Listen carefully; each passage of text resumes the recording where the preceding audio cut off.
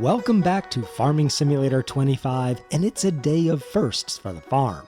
It's the first time we'll be using our new tractor, the first time we'll be using our new mower setup, and with a little luck, we'll make enough money in one episode to buy a small dairy.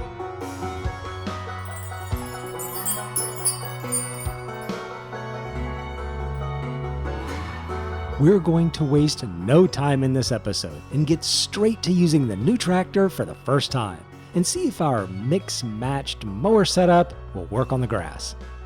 In the last episode, we bought this Deutz Fahr 230 horsepower tractor, brand new for the farm, and we needed that extra power to run the rear mower we bought.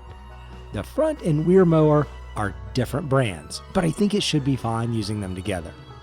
I was mainly worried about it missing little bits because the front Coon mower is a little bit narrower than the SaMASZ front mower that actually goes with the rear attachment. But let's see how our combo works.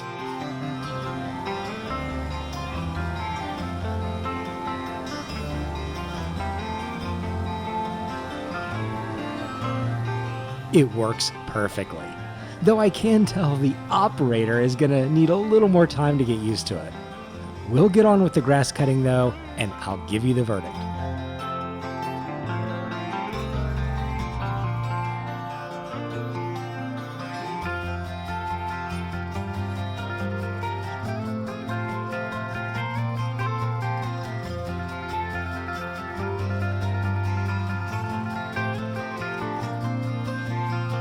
The main field was super fast. It took barely half the time and also left us with a little less than half the rows, which also means less baling. Let's do the lower field.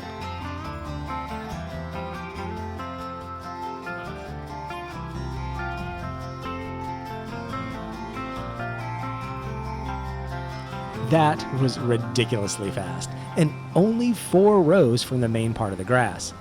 What we'll do here, now that we have this awesome mower, is cut the entire road and use the swather to pull in that last bit of extra grass onto our property from the edge of the other field. Brilliant. So this whole thing worked exactly like I wanted. It was faster, less rows. The new Deutz Fahr had plenty of power. The mower setup technically needs 50 more horsepower than what the tractor has, but I think we only lost 1 mile per hour, so it's fine.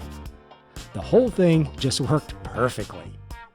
This is what the SaMASZ looks like in the game, and this is what it looks like in real life. We'll get the new baler on now. It's only the second use for the farm, but it's the first time we've used it with this tractor. So let's do both fields with the Krone baler and see how it works.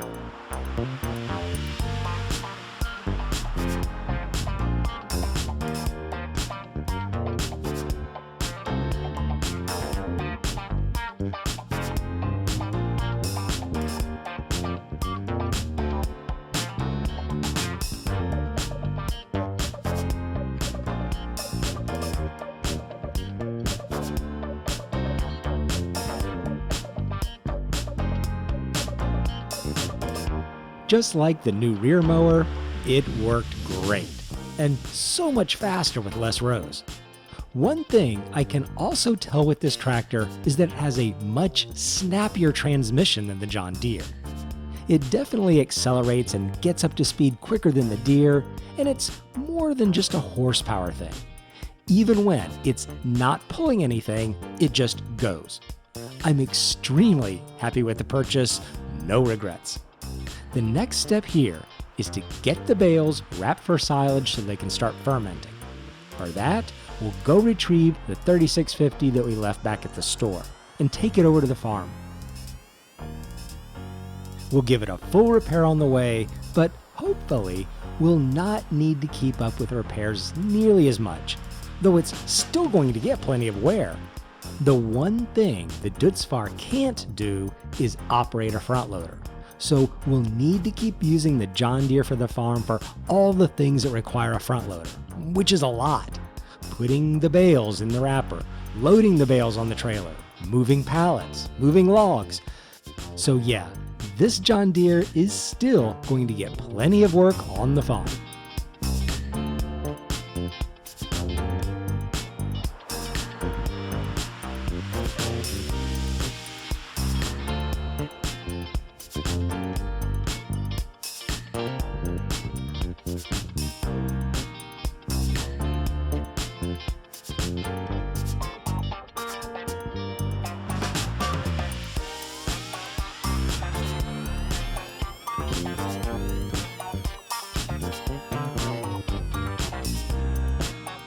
Okay, that's both fields wrapped, and I may never sell the John Deere. I've grown kind of attached to it as our first tractor, and it is very good for working the yard. I'll keep the good vibes going with the 3650 and use it to roll the field. Look, our silage log has rolled down the hill. At least it's not blocking traffic. It's also mostly out of the way for our rolling, so we'll leave it be and finish the last step of the grass harvest. While we do that, let me go over what I'm thinking as the next steps for the farm. I'm torn between two ideas. I think I'd like to get a new small dairy that was introduced in FS25 and start processing our goat milk into bottled milk and goat cheese. That should increase the value of our goat milk, and if we're a little patient, bring in that extra revenue on top of the raw goat milk alone. We could probably afford to do that in October, when we sell the silage we just wrapped. The other thing we really need is a new field.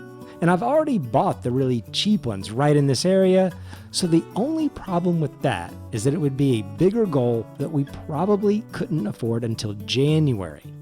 That's not a huge problem, but those extra months are months where a new dairy could be producing pallets and getting us that extra revenue. Long term, the new field is probably better in terms of pure revenue, but I am wanting to check out a lot of the new features from FS25. So I think I'm going to go for the dairy. We'll target that for October and hope we have enough product to sell to make the $36,000 we need. And you can see from what we have in the account, we've got a little ways to go. All right, the field's done, and we'll park our roller back on the side of the creek. I know, we need a shed. Now more than ever. I'm just not sure the shed I was going to buy is even going to be useful now with all this equipment. We'll just have to see. But we are getting a shed. We'll roll forward into August. There's probably a couple chores we need to attend to and check the used equipment sales. It's always good to see what's on sale. Now this is super tempting. It's a log trailer, and the one that also has the optional log grab for loading.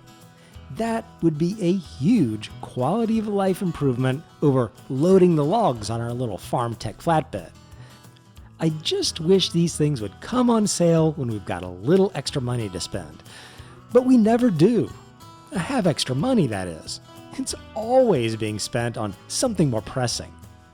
I'll reluctantly pass on the trailer and just live regretting that decision later.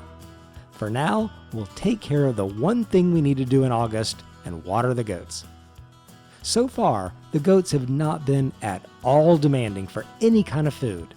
One large bale of grass seems to last them a very long time, but the water is another matter.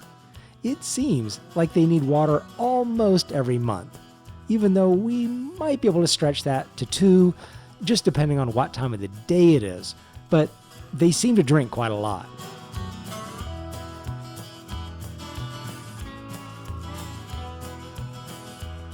Okay, we've made it to September, and I'm very pleased to see 5 full pallets of goat milk and a couple partial pallets. That'll be a nice amount to start a new dairy. The sawmill is also busy producing timber, and those will be what we'll need on top of the silage to afford the dairy. Let's just hope it's enough. While we're talking about the sawmill, let's throw in another tree to keep it running. It's becoming a significant moneymaker, And we need everything we can get as we move into October, because it'll be dairy buying month. I hope. It'll be close.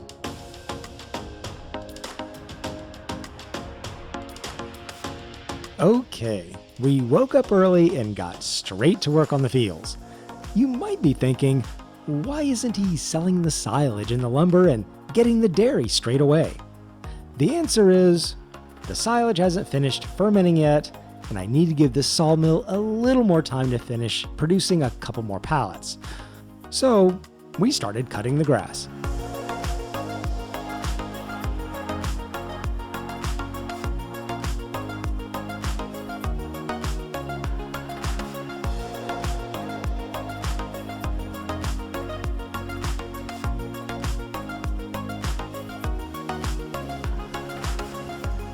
I can't really describe what an upgrade like this feels like. It's kind of a whole different experience. Yes, I know, we're still just cutting grass, but between the new tractor and the new mower, it feels different and so much more efficient. So efficient, in fact, we still have time before the silage is ready. So let's quickly bale the field.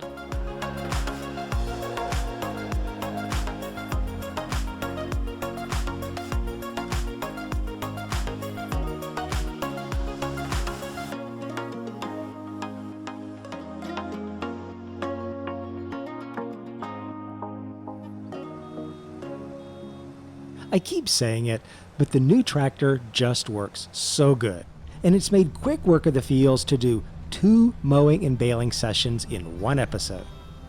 If the silage had been ready this morning, we would have sold the silage along with whatever we had from the sawmill and bought the dairy. But at least we got half the field work done for October, and when we buy the dairy, we'll be able to monitor the output and get some data on exactly how profitable the small dairy is with goat milk in the next episode. Thanks for watching, and a special thanks to all the people that take the time to leave a comment. It's greatly appreciated. See you in the next one.